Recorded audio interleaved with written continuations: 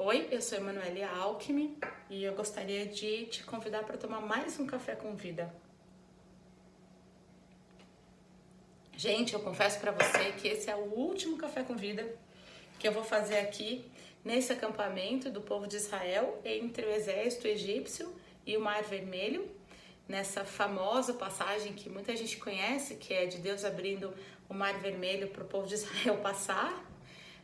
E a gente está aqui no acampamento, pouquinho tempo antes, e eu queria ler com vocês então Êxodo 14, e hoje eu vou ler os versículos 13, 14 e 15, e queria conversar um pouquinho sobre a questão emocional aqui, e a resposta de Deus para os vários tipos de questão emocional, a resposta do líder de Moisés, né, orientado por Deus para os vários sentimentos que a gente tem nesse acampamento, né? Então ele fala assim: porém Moisés disse, não tenham medo, apenas permaneçam firmes e vejam como o Senhor os resgatará. Neste dia, vocês nunca mais verão os egípcios que estão vendo hoje. O próprio Senhor lutará por vocês. Fiquem calmos. Então, o Senhor disse a Moisés: por que está clamando a mim? Diga ao povo que marche. É interessante porque Deus trabalha com o povo de Israel com muito carinho na questão emocional. Então ele começa trabalhando com os escravos que têm um emocional muito fragilizado, porque eles não são nem um povo, eles não são uma nação, eles não são nem seres humanos, né? Eles são coisas. Então os filhos deles são mortos no Egito, né? Eles apanham, eles são coisificados. Então as mulheres provavelmente não são donas dos seus próprios corpos, os homens não são donos dos seus próprios corpos, tanto assim que as crianças são mortas, né?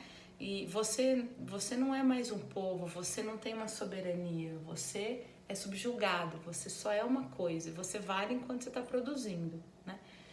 E é esse povo que Deus trabalha no emocional deles, ganhando a confiança, formando de novo a concepção de que eles são um povo e Deus é o Deus desse povo. Ele trabalha com as 10 pragas nesse sentido, mostrando para eles sinais visíveis do sobrenatural e do cuidado dele. E ele termina com a praga dos primogênitos, que acontece o seguinte, que morrem todos os primogênitos egípcios, só não morrem os primogênitos do povo de Israel, porque tem uma cruz com sangue de cordeiro feito nas portas das tendas, das casas dos israelitas, né? Então, nesse contexto de preparo emocional que eles se encontram aqui no acampamento. E é nesse contexto que Moisés mostra para Israel assim, fala, escuta, para, está todo mundo em pânico, mas aqui ó, não tenha medo, fique firme, apenas permaneçam firmes. E no meio do nosso caos, e talvez eu tenha passado por isso nesse ano agora, com a pandemia, que é de estar preso em casa, né? Passando por perdas inomináveis nos campos da minha vida pessoal, da minha vida relacional, coisas que me fugiam ao meu controle, não estavam na minha mão, que não dependiam de mim, assim, coisas de trabalho, por exemplo, né? A gente foi demitido no começo da pandemia, bem na primeira semana, porque o TJ, o Tribunal de Justiça, deu uma decisão para demitir todos nós. Então, assim, e mais o ficar preso em casa, nessa questão virtual, que para mim é muito difícil. Eu acho que eu tô falando bastante desse acampamento aqui do povo de Israel, entre a cruz e a caldeirinha, né? Entre o se correr o bicho pega, se ficar o bicho come, porque talvez eu tenha me sentido por muito tempo assim esse ano, com tudo que tem acontecido na minha vida. E uma das coisas que cegam o nosso olhar e que a gente não consegue decidir nada é o pânico, né? o pânico, assim, nossa, quantas vezes eu não senti meu coração na boca, medo do futuro, medo da solidão, medo do desemprego, medo da ruína, do fracasso, medo da fome, medo de perder meu apartamento, medo de nunca mais conseguir me realizar profissionalmente, medo, pânico mesmo. Medo de não encontrar mais ninguém, medo de estar frágil, medo de não saber me reinventar, né? Medo do vírus, medo de perder os meus pais com o vírus, assim, medo, né? E é interessante que a primeira coisa que Moisés fala para esse povo aqui, que está nesse caos, nesse acampamento, é: não tenha medo, né? Permaneçam firmes e veja como o Senhor os resgatará nesse dia. Quer dizer, aqui, ó, para de ter medo, porque a gente só tem medo porque a gente não controla as coisas. E aí ele fala assim, ó, permanece firme, lembra de todos os sinais e pragas, nas pragas que Deus fez, lembra de quem é o seu Deus, permanece firme na promessa, permanece firme no propósito que Deus não ia te tirar de lá para te matar aqui, né? Lembra quem é o seu Deus, que matou os primogênitos dos egípcios, mas não matou vocês por causa de uma promessa dele, que ele prometeu que onde tivesse o sangue do cordeiro, não haveria morte. E a mesma promessa que Jesus faz pra gente aqui na cruz. Então, assim, permanece firme, lembra que Cristo ressuscitou no terceiro dia, lembra que aqui pode estar todo o caos, está tudo muito difícil, que a gente não tem controle de nada, que para todas as perguntas que eu fiz anteriormente, eu também não tenho resposta. Eu não sei como vai ser meu futuro, eu não sei se vou encontrar alguém, eu não sei se meus pais vão sair incólumes ainda da Covid, eu não sei se eu vou conseguir um trabalho que me dê sustento, eu não sei se eu vou conseguir me realizar de novo profissionalmente, eu não sei se eu não vou perder meu apartamento, eu não sei nada, né? As mesmas incógnitas ainda estão aqui. Só que Deus fala para mim através desse exemplo de Moisés, lembra, permanece firme no que você tem de controle. E o que eu tenho de controle é que a cruz de Cristo, que asperge, né, o sangue dele, que me cobre espiritualmente com o sangue dele, traz para mim a ressurreição no domingo. E essa ressurreição me mostra que o final da história já está escrito, e o final da história é ele enxugando as minhas lágrimas todas, é ele lá na frente, lá na última ceia do Senhor, lá no último brinde com vinho, na última comunhão, é ele me falando assim, valeu a pena, dá um abraço aqui, valeu a pena. Então, mantenha firme nisso, né? E assim, e aí ele continua, vocês nunca mais verão os egípcios que vocês estão vendo hoje. Vai em frente, não olha para trás, para de olhar para trás, pro exército, mantenha-se firme, vai em frente, mas em frente ao mar, em frente ao caos, em frente ao desconhecido, tudo, é verdade, tudo ruim. Por isso que os seus olhos têm que estar firmes naquilo que você conhece.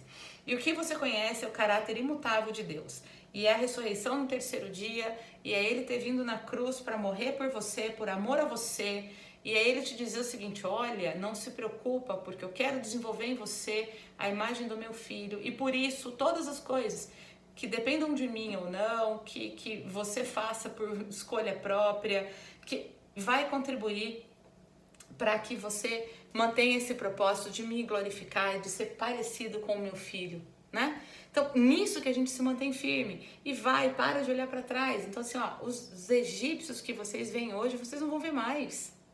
Esse lugar de escravo que vocês estavam, vendo os egípcios como subjugadores de vocês não vão ver mais. Vocês estão indo para uma terra em que vocês vão ser nação soberana, que vai ter restaurado a sua dignidade humana. Lembra que o próprio Senhor vai lutar por vocês. E eu lembro aqui do Salmo 46:10, se você tiver tempo, lê. Parem de lutar, quietai-vos e sabei que o Senhor é Deus. Lembra, foi Deus que não passou o anjo da morte sobre os seus primogênitos. Foi Ele que lutou por vocês quando Ele viu o sangue. E é Ele que luta por nós quando Ele vê o sangue de Cristo em nós. Então, fiquem calmos, tenham a calma, o equilíbrio traz lucidez para a gente achar saída no meio desse acampamento aqui na beira do mar, em Baal-Zephon, de frente a Baal-Zephon, né? A calma, essa ausência de medo, o permanecer firme, o parar de olhar para o exército, parar de olhar para os problemas que estão grandes, que a gente não tem controle, que são uma potência mesmo em relação a gente. Eu não tenho controle sobre nada disso. Eu continuo a desesperar quando eu paro para pensar, olhar só para os problemas, olhar só para o exército. Então eu tenho que me lembrar disso que Deus está me dizendo. Não tenha medo, permaneça firme. Saiba que eu vou lutar por você. Ressuscitei no terceiro dia. Eu te amo a ponto de vir na cruz por você. Né? Fica calma, porque com a calma vem a lucidez para a gente tomar decisões. E aí sim. E aí, depois de tratar do emocional desse povo nesse acampamento, Deus fala para Moisés: agora chega, agora diga ao povo que marche. E aí sim a gente pode ver a maravilha que Deus fez, que foi abrir o Mar Vermelho, que o povo passou e foi rumo a Canaã, enfim, toda uma história que a gente encontra em Êxodo, mas que a gente fala do povo de Israel como um povo até hoje, né? Então, só isso que eu queria dizer para vocês. Não tenha medo, permaneça firme, com a promessa da imutabilidade do caráter de Deus, do amor de Deus por você, da ressurreição no terceiro dia, né? Mantenha a calma, tenha a lucidez para tomar suas decisões.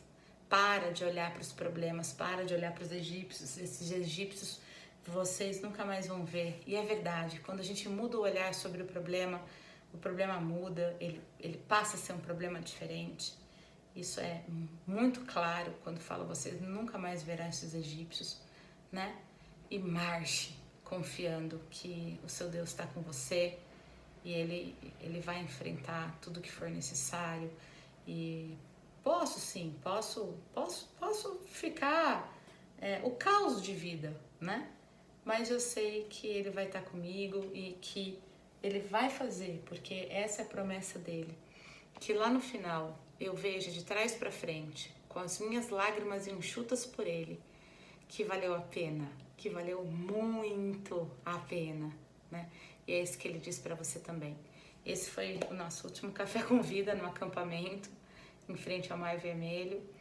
E eu espero que Deus tenha te abençoado, edificado, assim como ele falou muito comigo nesse ano, que foi um ano muito sofrido, tem sido um ano muito sofrido para mim. Eu espero que ele também tenha falado ao seu coração e vivificado partes do seu coração que estão meio mortas, apavoradas, e que tenha te trazido a calma e a lucidez para tomada de decisões, para você marchar e sair daí, tá bom? Então até a próxima, que Deus abençoe.